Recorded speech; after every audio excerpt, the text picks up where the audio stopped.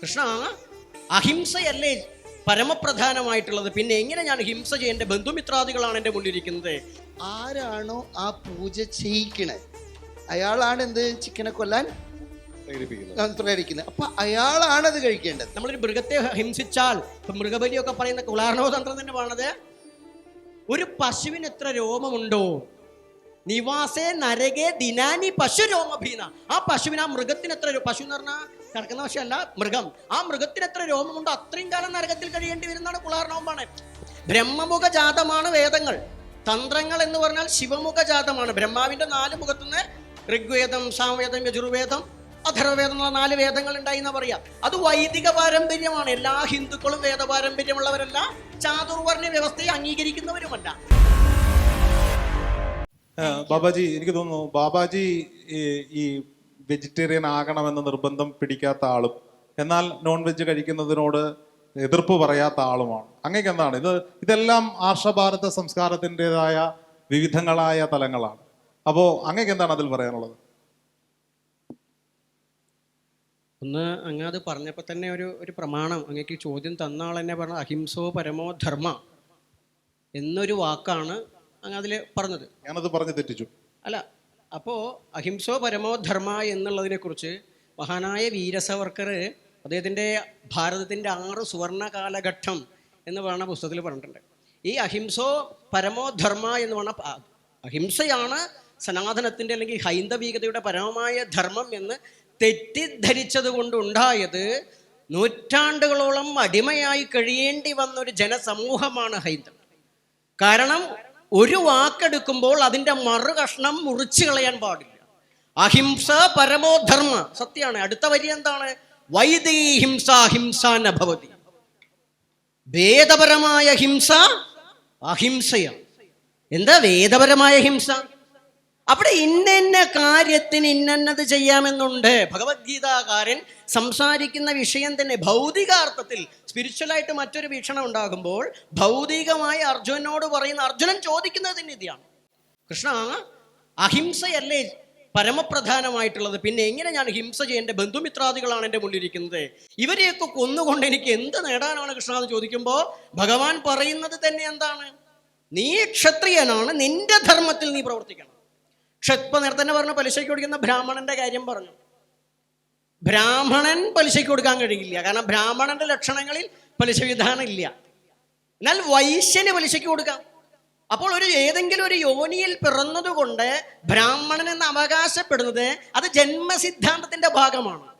ജ്ഞാന സിദ്ധാന്തത്തിൽ അയാൾക്ക് ബ്രാഹ്മണനാകാൻ പറ്റില്ല. ബ്രാഹ്മണന്റെ ലക്ഷണം എന്താ?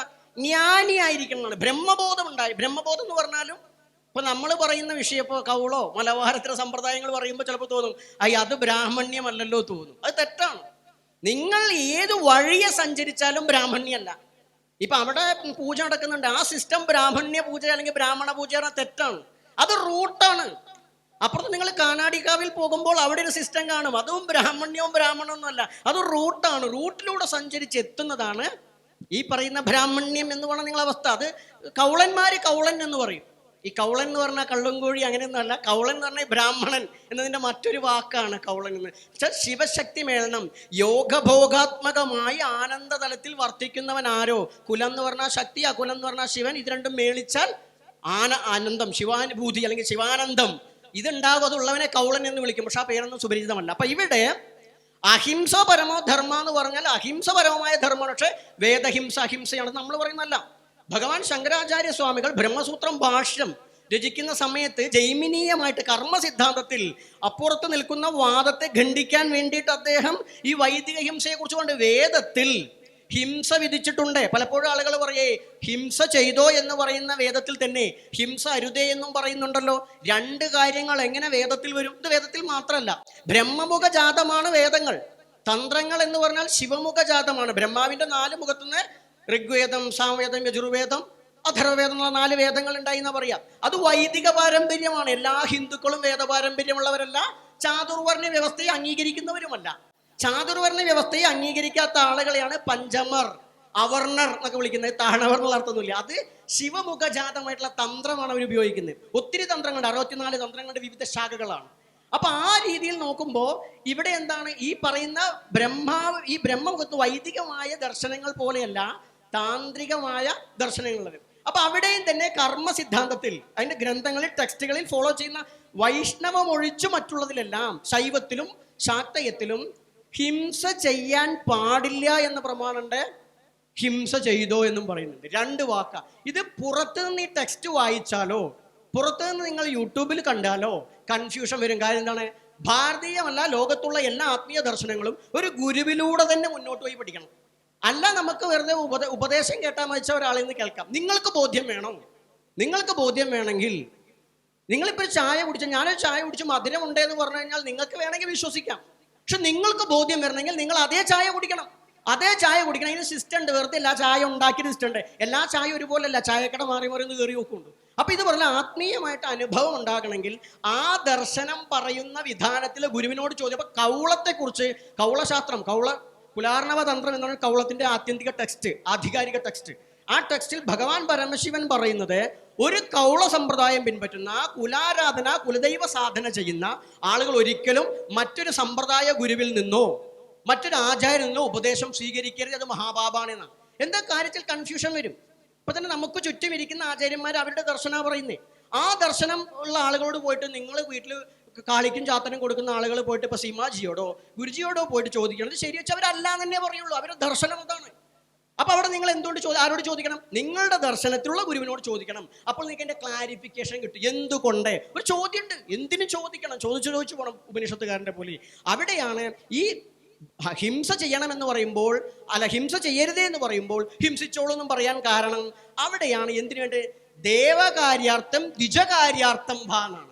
ദേവകാര്യത്തിന് വേണ്ടിയിട്ടും ദ്വിജകാര്യത്തിന് വേണ്ടിയിട്ടും ഹിംസയാകാം. ഇപ്പൊ ദ്വിജൻ എന്ന് പറയുമ്പോൾ നിങ്ങൾ ഏതെങ്കിലും ഈ നമ്പൂതിരിയോ ബ്രാഹ്മണനോ അല്ലെങ്കിൽ നമ്മളോ മറ്റുള്ളവരോ ഒന്നും ചെയ്തരുതേ. ദ്വിജൻ എന്ന് പറഞ്ഞാൽ ദ്വിജത്വം. ദ്വിജത്വം 2ാമത്തെ ജന്മമാണ്. 2ാമത്തെ ജന്മത്തിന് പ്രത്യേകത എന്താ? എല്ലാവരും ഒരു വട്ടേ ജനിച്ചിട്ടുള്ളൂ. നമ്മുടെ ഉള്ളിൽ അതിന് 3ാമത്തെ ജന്മമായി ദ്വിജത്വം. കാരണം നമ്മുടെ വയറ്റിൽ ജനിച്ചു, പുറത്ത് ജനിച്ചു, ഉപനയനം ചെയ്യുമ്പോൾ 3ആയി. ഇനി അതിദീക്ഷയുണ്ട്. അതിദീക്ഷ എങ്ങനെയാണ്? അത് 3ാമത്തെ ജന്മമായിട്ടാണ് പറയുക. 4ാമത്തെ ജന്മം. ഗായത്രി മന്ത്രോപദേശം ദ്വിജത്വമാണ്. എന്നാൽ പൂർണ്ണദീക്ഷയല്ല ഗായത്രി മന്ത്രം. പൂർണ്ണദീക്ഷ ഗായത്രിക്ക് 3 കാലാണെങ്കിൽ പിന്നെ 4ാമത്തെ കാലുണ്ട്. പരോരജസേ സാവധോ എന്ന് പറഞ്ഞ മന്ത്രം. ആ മന്ത്രം ലഭിക്കണമെങ്കിൽ അത് അവസാനത്തെ ദീക്ഷയാണ്. അതുകൊണ്ട് അപ്പൊ ആ ദ്വിജത്വം എന്ന് പറഞ്ഞു കഴിഞ്ഞാൽ 2ാമത്തെ ജന്മമാണ്. ആ 2ാമത്തെ ജന്മം എങ്ങനെയാണ് പരിപൂർണ്ണമാവുന്നത്? ശാസ്ത്രജ്ഞാനം, വിജ്ഞാനമാസ്തിക്യം. അറിവ് നമുക്ക് വേദത്തിലൂടെ കിട്ടും. അറിവ്, വേദം അറിവാണ്. ഗുരുക്കന്മാർ ഉപദേശിച്ചും ടെക്സ്റ്റ് വായിച്ചും അറിവ് കിട്ടും. എന്നാലോ വിജ്ഞാനം അത് ശാസ്ത്രബോധമാണ്. ആ ബോധം ഉണ്ടാകാനാണ് ദ്വിജകാര്യാർത്ഥം ഹിംസ പറഞ്ഞത്. നമ്മളിപ്പോൾ ഒരു മരുന്ന് കണ്ടുപിടിച്ച് അത് കുത്തിവെക്കണമെങ്കിൽ വല്ല ഗിനിപ്പന്നിയിലോ എലിയിലോ ഒക്കെയാണ് കുത്തിവെച്ചിട്ട് മനുഷ്യനിലേക്ക് കടന്നു വരുന്നത്. അപ്പോൾ ആ പരീക്ഷണത്തിന് നമുക്കൊരു മൃഗത്തെ കൊല്ലേണ്ടി വരും. ഇത് തന്നെയാണ് ശാസ്ത്രജ്ഞാനത്തിനും വിധി അവിടെയാണ്. അടുത്ത ഔഷധത്തിന് വേണ്ടി ചിലതിന് ഉപയോഗിക്കാം. അപ്പൊ ശാസ്ത്രജ്ഞാനത്തിന് ഔഷധം, പിന്നെയോ സ്വരക്ഷയ്ക്ക് വേണ്ടിയിട്ടാകാം. പിന്നെ ആപദ്ധർമ്മത്തിലാണ് ഭക്ഷണത്തിന് പറഞ്ഞിട്ടുള്ളൂ. അല്ലാതെ നിത്യേന കോഴി ബിരിയാണി കഴിക്കാനൊന്നും ആരും പറഞ്ഞിട്ടില്ല. ആപദ്ധർമ്മത്തിന് വേണ്ടിയിട്ട് നിങ്ങൾക്ക് വേണമെങ്കിൽ പട്ടിമാംസം കഴിച്ച് വിശ്വാമിത്രന്റെ കഥയൊക്കെ കൊടുക്കുക. ആപദ്ധർമ്മമാണ്. അല്ലാണ്ട് ഒരു മൃഗത്തെയും വിധാനമില്ലാതെ വിധിയില്ലാതെ ചെയ്താൽ, നമ്മളൊരു മൃഗത്തെ ഹിംസിച്ചാൽ, ഇപ്പൊ മൃഗബലിയൊക്കെ പറയുന്ന കുലാർണവതന്ത്രം തന്നെ പറഞ്ഞത്, ഒരു പശുവിന് എത്ര രോമമുണ്ടോ നിവാസേ നരകേ ദിനാനി പശു രോമഭീന. ആ പശുവിന്, ആ മൃഗത്തിന് എത്ര, പശു എന്ന് പറഞ്ഞാൽ കിടക്കുന്ന പശുവല്ല, മൃഗം. ആ മൃഗത്തിന് എത്ര രോമമുണ്ടോ അത്രയും കാലം നരകത്തിൽ കഴിയേണ്ടി വരുന്നതാണ് കുലാർണവമാണ് ഒന്നോന്ന് പറയുന്ന ശാസ്ത്രം. അപ്പൊ പിന്നെ എങ്ങനെയാ കൊല്ലുന്നത്? അവിടെയാണ് ശാസ്ത്രാർത്ഥം ഗ്രഹിക്കാൻ വേണ്ടി ആ യജ്ഞശിഷ്ടം ഭുജിക്കാനും വിധിയുണ്ട്. ആ യജ്ഞശിഷ്ടം അതെങ്ങനെയാണ്? അല്പം മാത്രമേ കഴിക്കാൻ പറ്റുള്ളൂ. സ്വാദറിഞ്ഞ് കഴിക്കാൻ പാടില്ല. ഇനി ആ കർമ്മം അല്ലാണ്ട് പുറത്തിറങ്ങി കഴിച്ചാൽ അപ്പൊ അതിന് പരിഹാരമുണ്ട്. അഗ്നി വായിലിട്ടോളാനാ. മദ്യം കണ്ടാൽ തന്നെ 108,000 വട്ടം കുളിക്കാനും ഇതുപോലെ തന്നെയാണ് മാംസത്തിൽ പറഞ്ഞ പ്രതിവിധി പറഞ്ഞിട്ടുണ്ട്. അപ്പൊ ഇതൊക്കെ ഒരു ശാസ്ത്രശാഖയുടെ ഭാഗമാണ്. ശാസ്ത്രാർത്ഥം ഗ്രഹിക്കാൻ വേണ്ടിയിട്ടുള്ളതാണ്. അതിന് വിധിയുണ്ട്, അതിന്റെ ശിഷ്ടം കഴിക്കാൻ വിധിയുണ്ട്. അത് വൈദികത്തിലും താന്ത്രികത്തിലും അവിടെ വൈദിക ഹിംസയായിരിക്കണം, വേദം വിധിച്ച ഹിംസയായിരിക്കണം. അല്ലാത്തല്ല വേദം വിധിച്ച ഹിംസ ചെയ്തില്ലെങ്കിൽ നൂറ്റാണ്ടുകൾ അടിമയായി കഴിഞ്ഞു. ഇപ്പോഴാ പഹൽഗാമിൽ നമ്മളെ വന്ന് ആക്രമിച്ചു.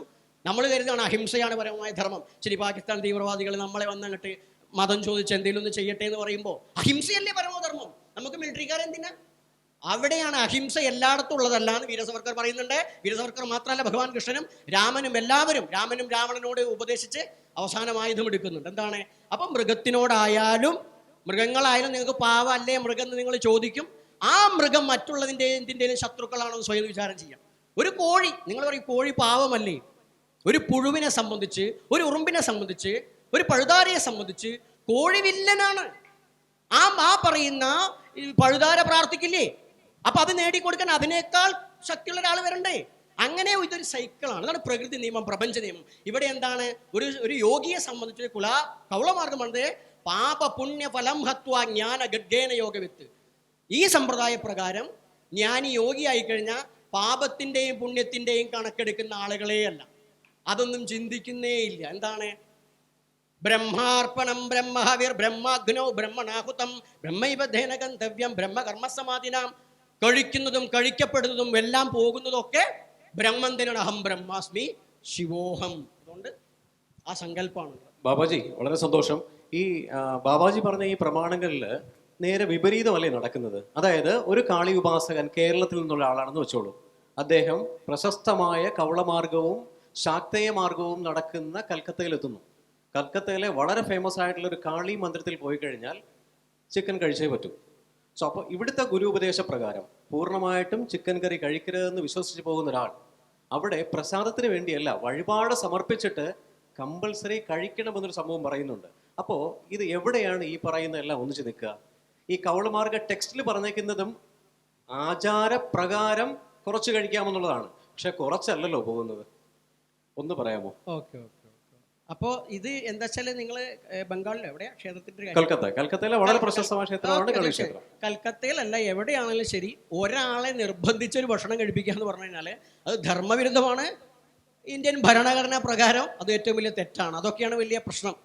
ബാബാജി, നിർബന്ധിച്ച് കഴിപ്പിക്കുക എന്നുള്ളതല്ല. ആ കൽക്കത്തയിലെ കാളി ക്ഷേത്രത്തില് ഇന്ത്യക്കകത്ത് നിന്ന് പല ആൾക്കാരും പോകുന്നുണ്ട്. എസ്പെഷ്യലി കാളി ഉപാസകൻ മസ്റ്റായിട്ട് അവിടെ പോകാൻ ശ്രമിക്കാറുണ്ട്. അവിടെ പോകുന്ന സമയത്ത് കഴിക്കണമെന്ന് നിർബന്ധിക്കാറില്ല, പക്ഷേ അവിടെ ചിക്കൻ വഴിപാടായി സമർപ്പിച്ചു കഴിഞ്ഞാൽ കഴിച്ചാലേ മോക്ഷപ്രാപ്തി കിട്ടുള്ളൂ എന്ന് വിശ്വാസമുണ്ട്. തീർച്ചയായും. ആരാണോ ആ പൂജ ചെയ്യിക്കണേ അയാളാണ് എന്ത് ചിക്കനെ കൊല്ലാൻ പ്രേരിപ്പിക്കുന്നത്. അപ്പൊ അയാളാണത് കഴിക്കേണ്ടത്, അല്ലാണ്ട് ബാക്കിയുള്ള ആരും നിർബന്ധിക്കില്ല. എല്ലാ ഭക്തന്മാരും അവിടെ പോയി കഴിക്കുന്നുണ്ടല്ലോ. അപ്പൊ ഈ പറയുന്ന പ്രമാണങ്ങൾ തിരിച്ചും വിപരീതമല്ലേ?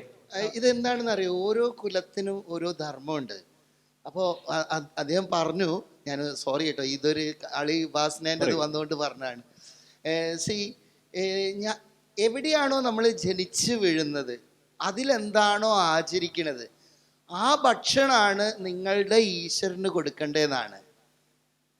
പിന്നെ നമ്മൾ കർമ്മം കൊണ്ട് ശുദ്ധി വന്നിട്ടാവുമ്പോഴാണ് അടുത്ത തലങ്ങളിലേക്ക് നമ്മൾ ഉയരുക. ആദ്യം നമ്മളുടെ വീട്ടിൽ എന്താണോ ഉണ്ടാക്കുന്നത് അതാണ് നമ്മൾ ഈശ്വരന് കൊടുക്കേണ്ടത്. ചിക്കൻ ബിരിയാണി കഴിച്ചുകൊണ്ടിരിക്കുന്ന ആൾക്ക് സാമ്പാർ വിളമ്പി എടുത്തിട്ട് ഒരു കാര്യമില്ല. അപ്പോൾ ചിക്കൻ ബിരിയാണി കഴിക്കുന്ന ആൾക്ക് അയാൾ പ്രസാദിക്കണോ, അയാൾക്കുള്ള ഭക്ഷണം കൊടുക്കണം എന്നാ. ഇതിന് ഒരു ഈസത്തിന് എതിര് പറയല്ല കേട്ടോ. അതപ്പോൾ നമ്മൾ ഏത് കുലത്തിലാണോ ജനിച്ചത്, അവിടെ എന്താണോ നമ്മളെ അച്ഛനും അമ്മയും തരുന്നത്, അത് തന്നെയാണ് നമ്മളുടെ ഭഗവാന്മാർക്കും കൊടുക്കേണ്ടതെന്നാണ്. അപ്പോൾ ഈ വെജിറ്റേറിയൻ ആയി മാറുക എന്ന് പറയുന്നത് നമ്മളുടെ പേഴ്സണലി ഉള്ള ഗ്രോത്താണ്.